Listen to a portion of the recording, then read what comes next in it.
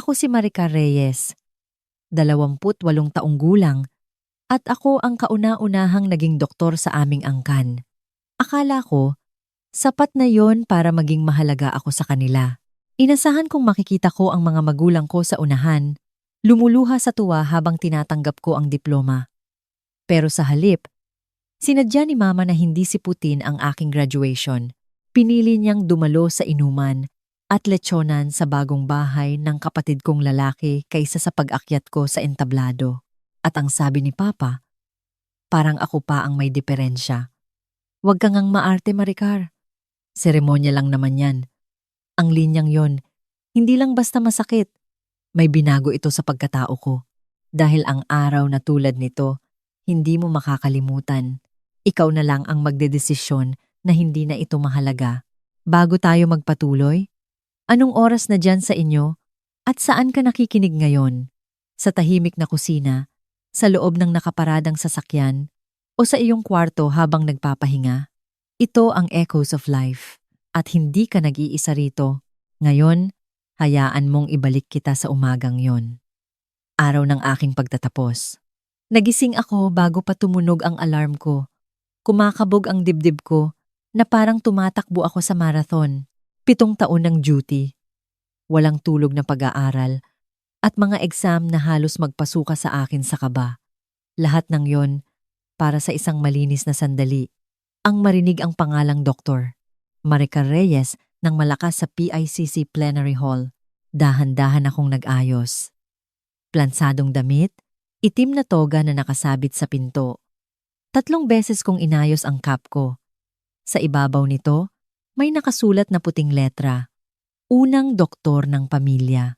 Pero nung umagang yon, hindi pride o karangalan ang naramdaman ko, kundi isang malaking tanong. Biglang nag-vibrate ang phone ko. Si Mama! Sa sobrang tuwa ko, muntik na akong matawa sa ginhawa. Ma, papunta na ba kayo? Traffic ba sa EDSA?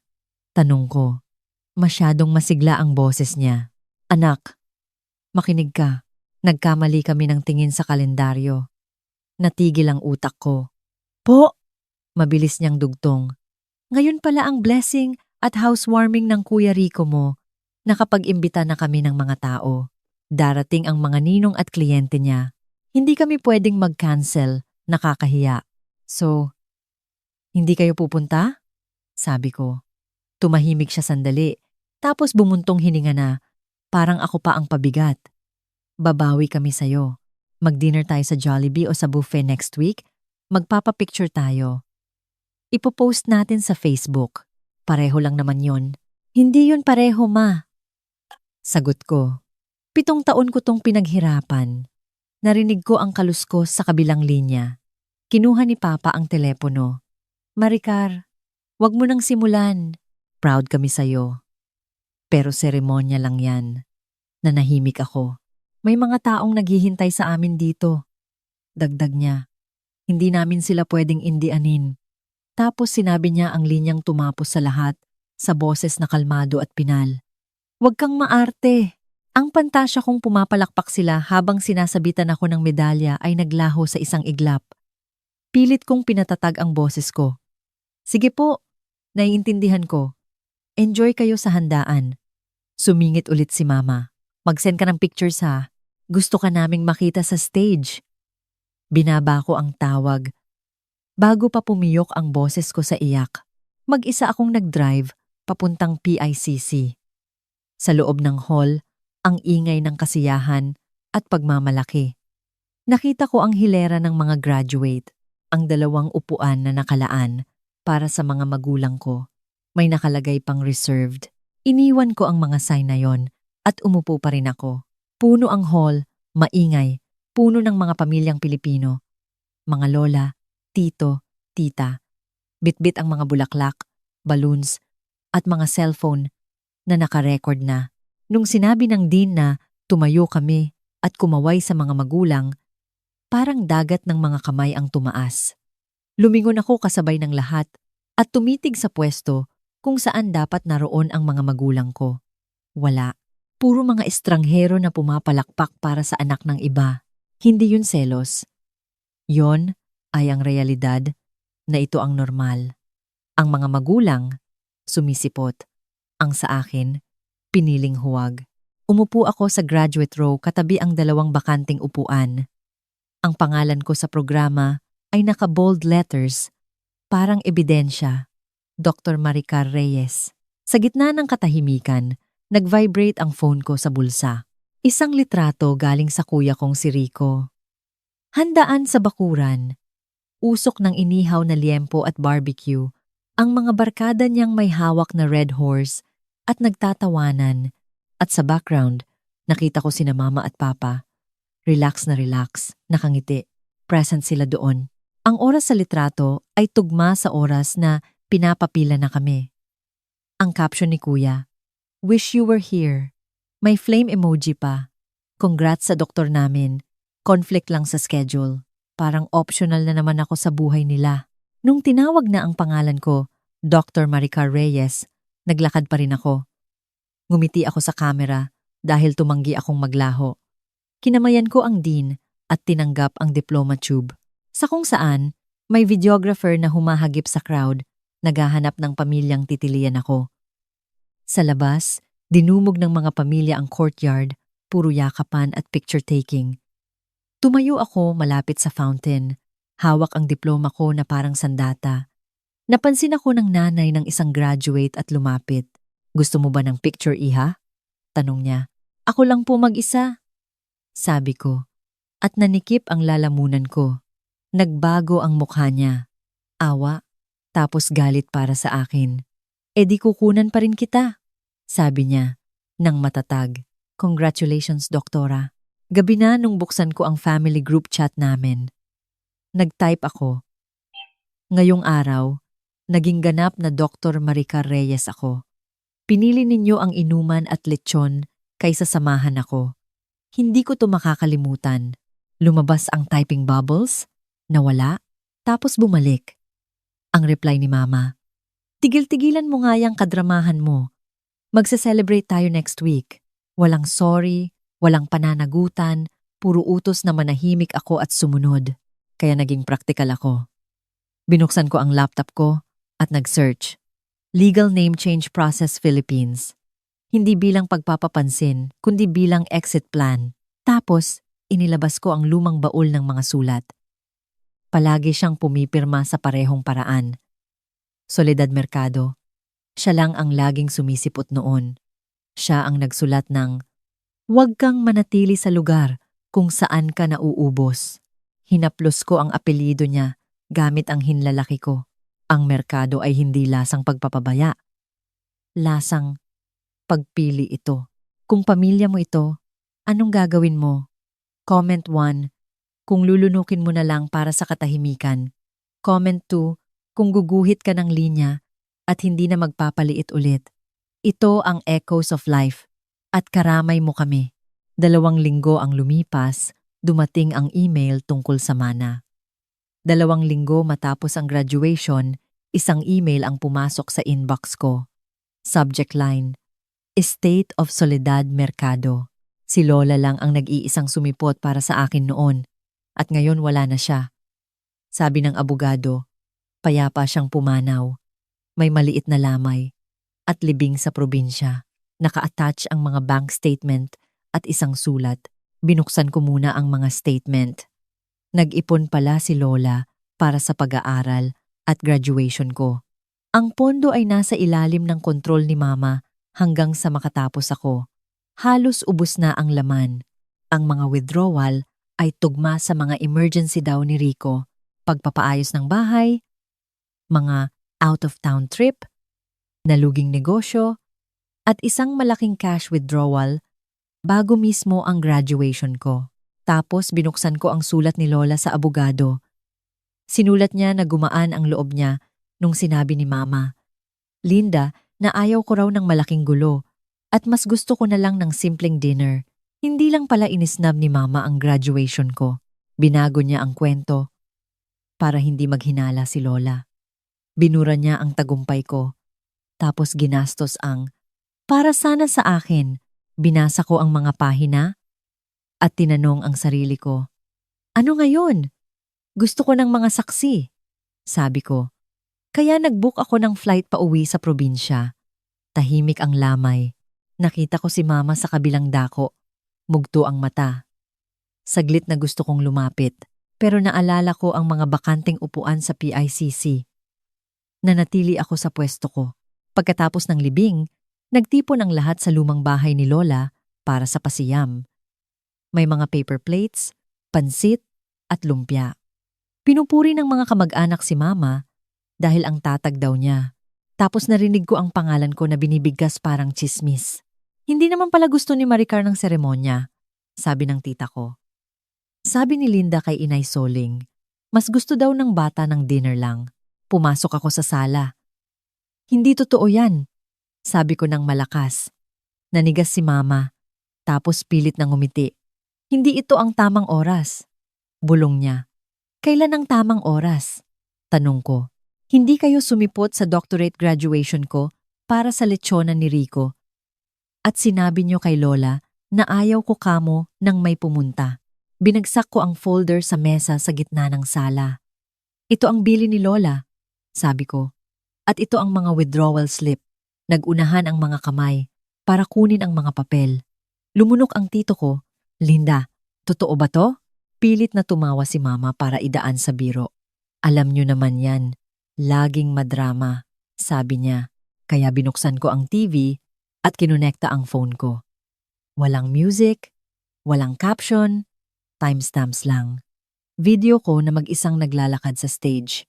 Tapos ang sunod, litrato ni na Mama at Papa na tumatawa katabi ni Rico sa ilalim ng caption na, "Congrats!" Tumahimik ang buong bahay.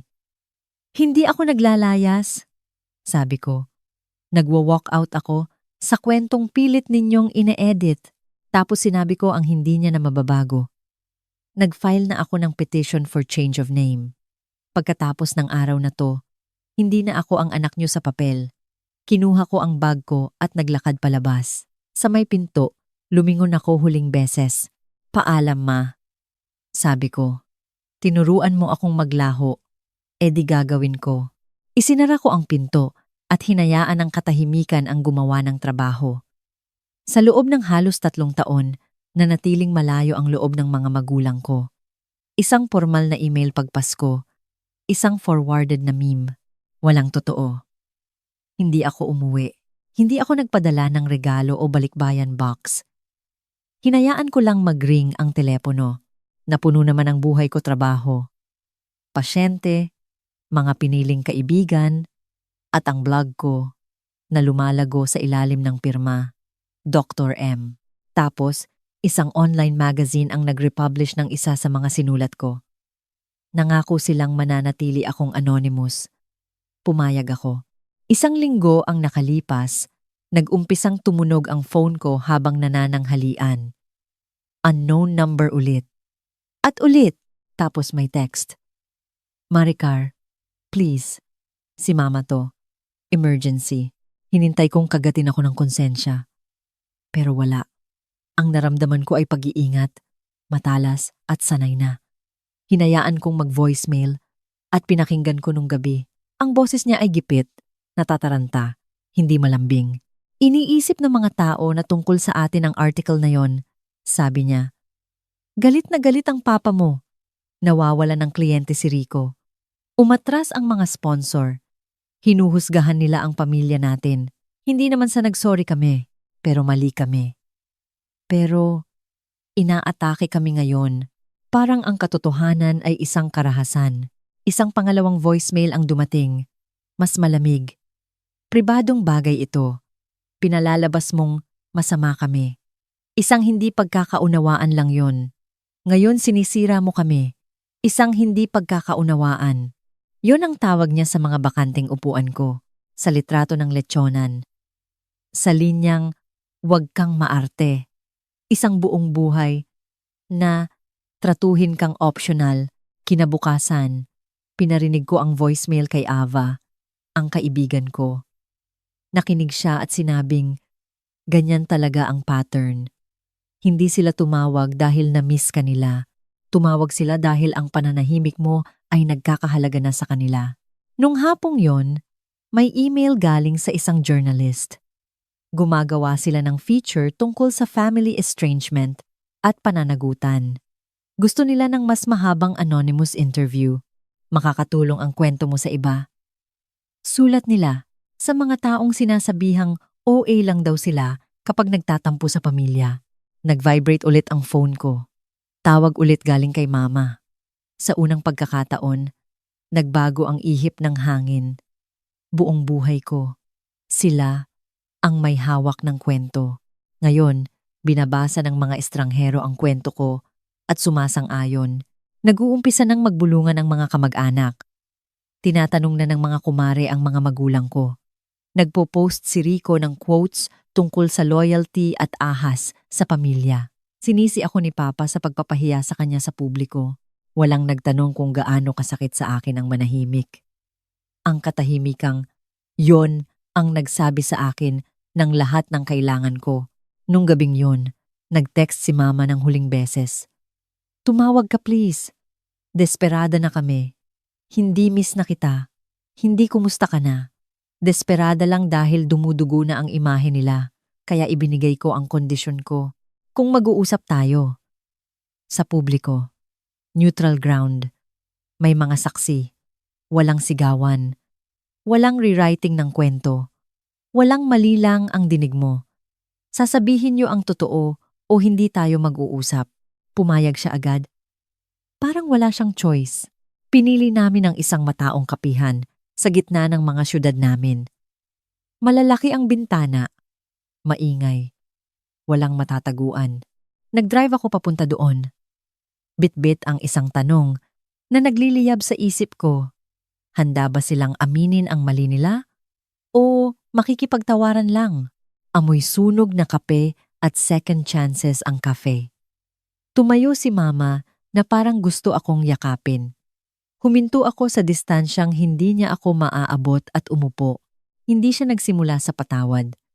Nagsimula siya sa pinag-uusapan tayo ng mga tao. Lahat, maliban sa bakanting upuan sa tabi ng pangalan ko. Inilapag ko ang isang screenshot sa mesa. Ang message ko. Ngayong araw, naging Dr. Maricar Reyes ako. Ang reply niya, bakit ka ba gumagawa ng drama? Tapos ang audio clip, boses ni Papa. Flat at sigurado. Huwag kang maarte. Seremonya lang yan. Tumigas ang panga ni Papa na parang nakalak na pinto. Nagkamali kami, sabi niya. Ang pagkakamali ay hindi sumisira ng pamilya. Ang pagpili ang sumira, sagot ko. Hindi niyo nakalimutan. Mas inunan niyo ang kung ano ang komportable. Dinokumento ko lang ang nangyari. Mabilis na napuno ng luha ang mata ni Mama. So, anong gusto mong mangyari? Bulong niya. Pinanatili kong matatag ang boses ko. Gusto ko sanang nandoon kayo sa first row, sabi ko. Pagkatapos nun, gusto ko ng katotohanan. Hindi palusot. Dumukwang si Papa. Mababa at matigas ang boses. Napatunayan mo na ang punto mo. Umuwi ka na. Ang pangungusap na yon, dati parang gravity na humihila sa akin. Ngayong pagkakataon, tunog patibong na ito. Ang pagiging pamilya ay hindi lisensya para saktan ako. Tumayo ako ng kalmado. Kung may magtanong, sabihin niyo ang buong kwento, sabi ko. Sabihin niyo sa kanila na mas pinili niyo ang lechon at inuman kaysa sa doctorate ko. Sabihin niyo sa kanila na tinawag niyo akong maarte. Sabihin niyo sa kanila na lumapit lang kayo nung naapektuhan na ang reputasyon niyo.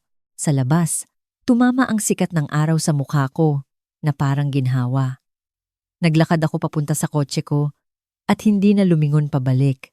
At kung tinamaan ka sa kwentong ito, please like, share, at mag-subscribe sa Echoes of Life dahil ang pagpili sa sarili mo ay hindi kalupitan. Minsan, ito ang pinakaunang uri ng katapatan.